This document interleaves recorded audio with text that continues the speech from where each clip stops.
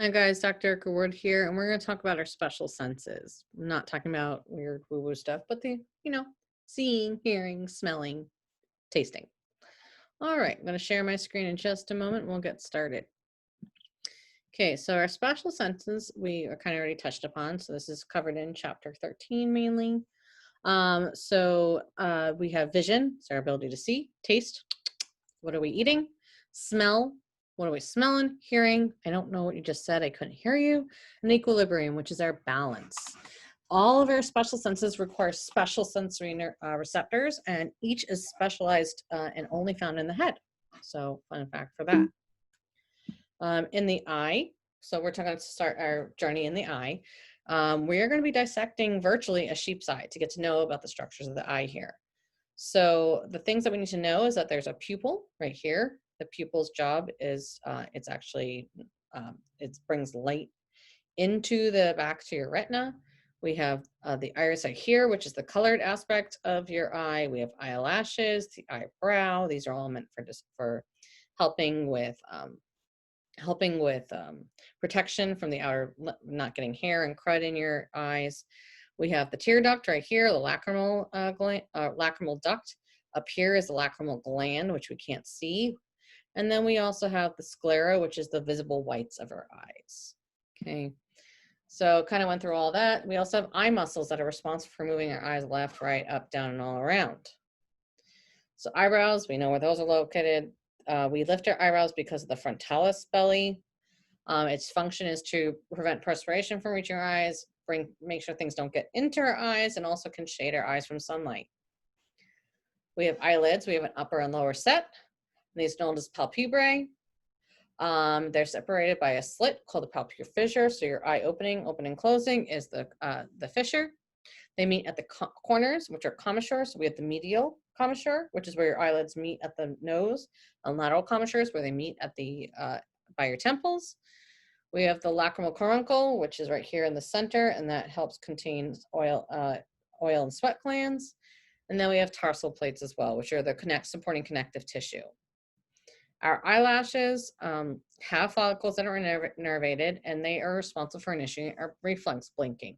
So when something hits you in the eye, you're like, ooh, it's because your eyelashes have sensed something, and it causes you to have that reflex, okay? We also have different glands that actually lubricate the eye, not just our tears. We have something called tarsum or meibomian glands, and they're special types of sebaceous glands that keep the eyelid and eye nice and glistening. And then we have ciliary glands between the hair follicles, which are modified sweat glands. So if we take a look, if we cut this in half, we can see some of our levator palpebrae superioris muscle. We see a lot of our lateral rectus here. We can definitely see our different kinds of conjunctiva. Conjunctiva are lining of the eye, inside the eyelids and around the eye. They're responsible for vascularization and diffusion. So as I said, conjunctiva, they're also responsible for, they have a membrane that lubricate the mucus secretions. And so they can be seen on the underside of the eyelids, but they also can connect the white of the eyes. The fun fact is that it does not hide the cornea. Lacrimals are tear gland and tear apparatus. The lacrimal gland is located right here, and its purpose is to make tears. Tears are basically a salty solution that are very diluted. Has a little bit of mucus, a little bit of antibodies, and some antibacterial lysozymes to help prevent eye infections. And blinking, we actually blink for a reason, because when we blink, it actually moves the lacrimal secretions around. Okay, and then tears drain into the lacrimal sac and the lacrimal duct, which is right here and right next to your nasal cavity. So here's a little look at our tear duct apparatus, lacrimal apparatus. The eye has to move in certain ways, and how do we get things to move? We give it muscles. So we have 4 rectus muscles, which is they go straight on. We have superior, inferior, lateral, and medial. And superior helps bring your eye up, inferior brings your eye down, lateral brings it to the outside, and medial brings it towards your nose. And then we have 2 special types of oblique muscles, so superior and inferior oblique muscles, and their job is to rotate the eyeball. So you can go you, but I can't do it right now.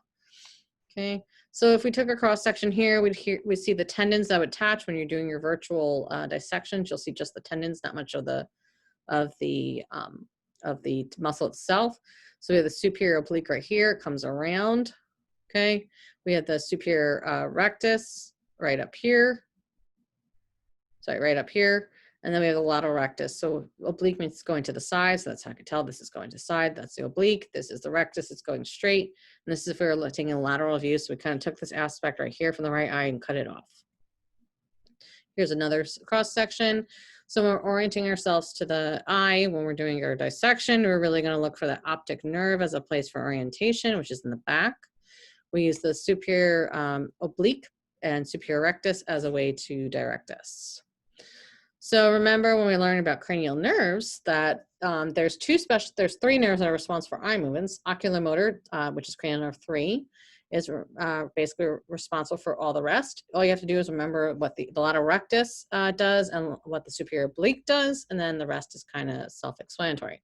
So the lateral rectus is controlling cranial nerve is 6, the abducens. It moves the eye laterally. Superior oblique, so SO4, LR6. SO4, superior oblique, is by the 4th cranial nerve trochlear and depresses the eye and turns it laterally. Okay, there's a couple of things that can go wrong in an eye that you'll have to know about in your clinical practice. One is the chalazion, which is the tarsal glands get obstructive and causes a really firm but not painful bump. We have a stye, which is very painful, which is inflammation of the sebaceous glands that typically happens along the eyelashes. We have conjunctivitis, which is known as pink eye.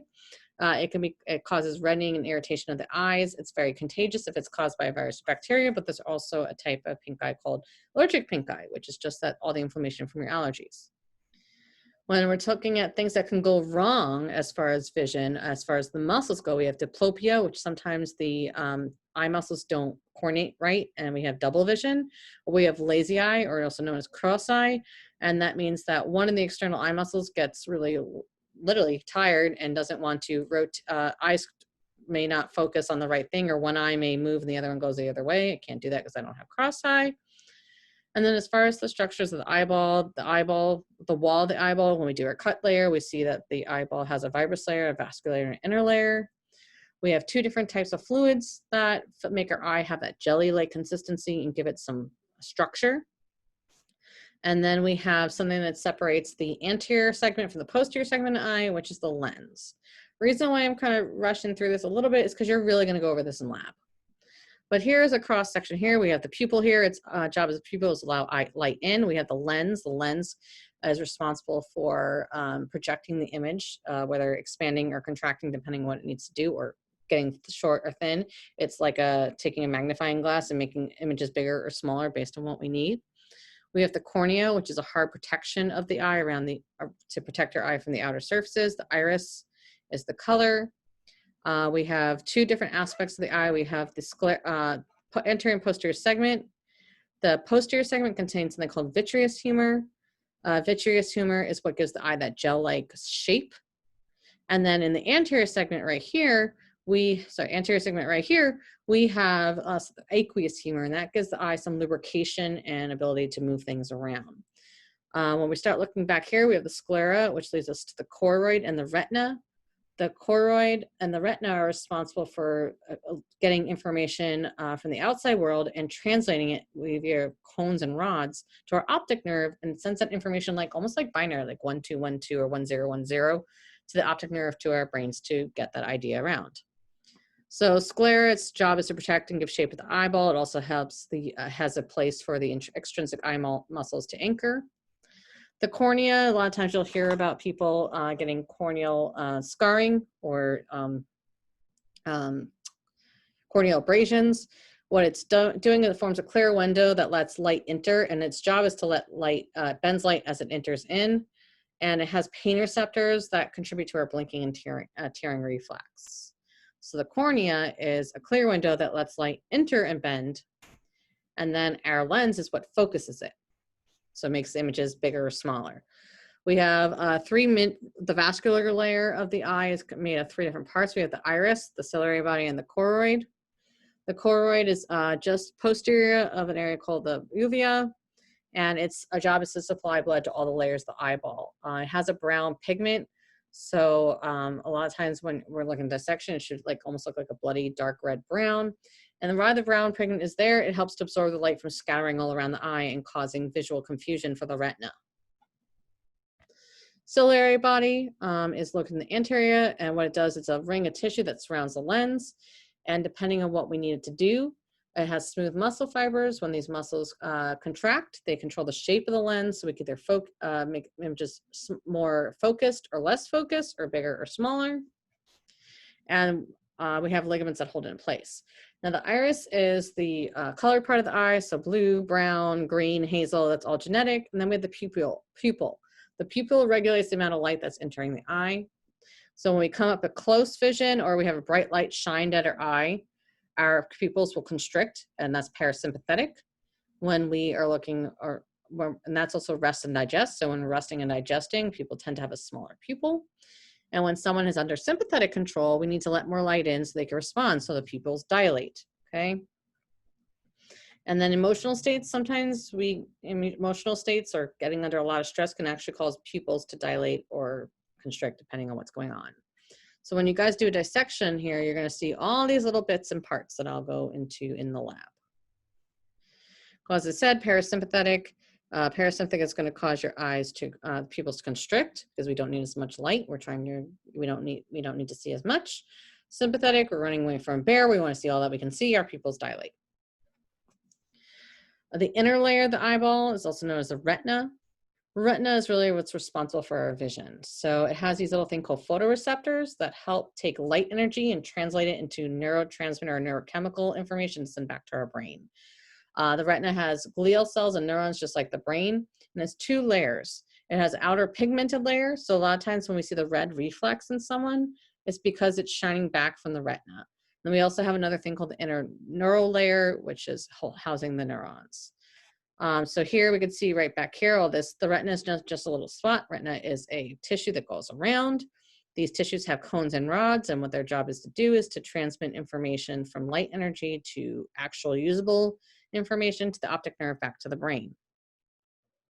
And important things about the inner layer, the pigmented layer of the retina, is that it's next to the choroid, and its function is to absorb light and prevent it from scattering, just like with the choroid. It also helps break down some of the photoreceptor cell fragments and stores vitamin A, which is why vitamin A is so important for your vision. Okay, and then in the neural layer, we have the photoreceptors or bipolar cells and ganglion cells. These are all the types of neurons that are responsible for making images. Okay, you don't have to know the nitty-gritty of it, you just have to have a basic understanding. So parts of the neural layer, we have something called the optic disc, which is also known as the blind spot. It is a site where the optic nerve can either leaves or enters, depending on where you're looking, but technically leaves because it's taking information back. So it's a site where the optic nerve is leaving the eye. It doesn't have any photoreceptors, so it actually can't pick up any of the light energy information. And the retina has about 250 million photoreceptors, and they're one of two types. They're rods and cones. Rods are used for dim light and peripheral vision receptors. There's no color vision or sharp images that are perceived here. It's really more about the light versus dark here. And numbers are greatest at the periphery. So more numerous and more sensitive to light than cones. So cones equal color, rods equal dim versus light. Cones, instead, they have a high resolution for color, and they see really well with bright light. And we don't need to know the rest of the parts there. Okay, so this is what it would look like if we looked at the signal of the pathway of light. So pathway of light is going through that pupil. It's hitting this retina right here. We have these ganglion cells that are interpreting some of the information. We have bipolar cells that link these cells to our photoreceptors, which are rods and our cones. Rods are light versus dark, cones are color. Okay, when I'm looking at the back of someone's eye with what's called an ophthalmoscope, I'm looking to check if their vessel health and their optic disc. So this is what a normal area looks like. So the optic disc is this nice little, it looks like a cup on a saucer.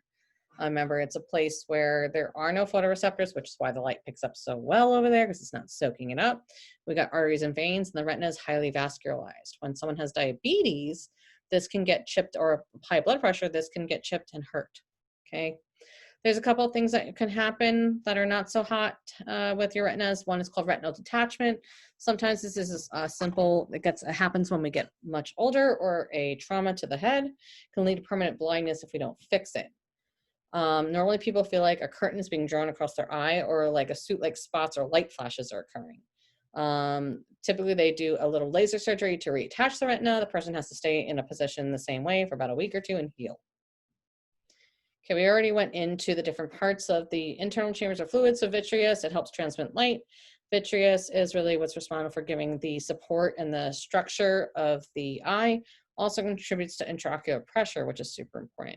Aqueous humor is really meant to provide nutrients and some lubrication to the eye as well. We have something called a glaucoma. And glaucoma is a condition where the aqueous humor gets blocked. So remember that aqueous humor that it's giving nutrients to the eye, causes fluid to back up and increase pressure within the eye. Increased pressure in the eye is very dangerous because it can cause blindness. There's two different types, acute and chronic, or open and closed. But normally what late signs and issues that we hear about is that they're seeing halos around lights and blurred vision. So as I said, the lens is something, it literally looks like a little disc, like a little UFO disc. It's biconvex, and it can change its shape to focus the light better on the retina. And then sometimes we get clouding of the lens, which happens in diabetes, aging, heavy smoking, or if you're constantly staring at a sun. It's also, if a lens gets really messed up, it's called a cataract because you can't see through it. Don't worry about that side. This is what a cataract looks like. So you see the lens is floating behind here, but remember the lens is right behind that pupil, and we're seeing clouding. We have different types of light that are light, not just the visible light that we see. This little blip right here is our visible light that we could actually see. Electromagnetic spectrum and light comes from the gamma rays that transformed the Hulk into what he is, to radio waves, which is what we listen to on the radio. And this spectrum is all considered light. Visible light is just this tiny little section right here. And when we talk about light, we have to understand like glasses and the idea of rainbows, right? And rainbows of the sky and all that stuff. So refraction means that we're bending the light rays, which is essentially what the lens of the eye is doing. It's bending the light rays so we can see a different, or focus more on the image. When we when light gets diffused between like a triangle or a sphere, you might notice a rainbow occurs because that light is being bent in a way that we could see the different wavelengths. So when we're talking about close-up and distant vision, we take a look at our ciliary muscle. I'm not making you guys responsible for this part. But the things that you do have to know is that when we're having trouble with our eyesight, we have something called nearsightedness, which is the myopia, which means the eyeball is actually too long. And sometimes we can't get a good focal point. We have hyperopia, which is farsightedness. Sometimes we can't get a good focal point there, or astigmatism, which is the curvature of the cornea or the lens is actually different, and we need to correct that. So when it comes to getting the information, we talked about the information comes from the outside world. It gets picked up by photoreceptors to light and dark and color, gets put back to the optic nerve. Optic nerve then goes to the brain and does a couple of things. So here's an example of our visual pathways. So what actually is technically happening is what you see with your left eye is actually happening on the right side of your body, and the right side of your body is what's happening on your left side of your body. Don't worry about the logistics of that, just fun fact. But what's happening is that the left eye can see parts of the right vision on this side, parts of the left vision on this side, and there's a part where it's kind of both are happening. The information from each different side of the eye goes down a different part of the optic nerve. Then optic nerve comes into what's called an optic chiasma, which is where everything kind of blends together and then moves along. So you can see that some aspects here are going this way, some aspects are going that way. And then we continue on into what's called the lateral geniculate nucleus. And then most importantly is that understand it's going from optic nerve, optic chiasma, and the occipital lobe is what's responsible for transmitting this information to something that we understand. That's it for eyeballs and eyes. We're going to come back and talk about all the other sentences in a few moments.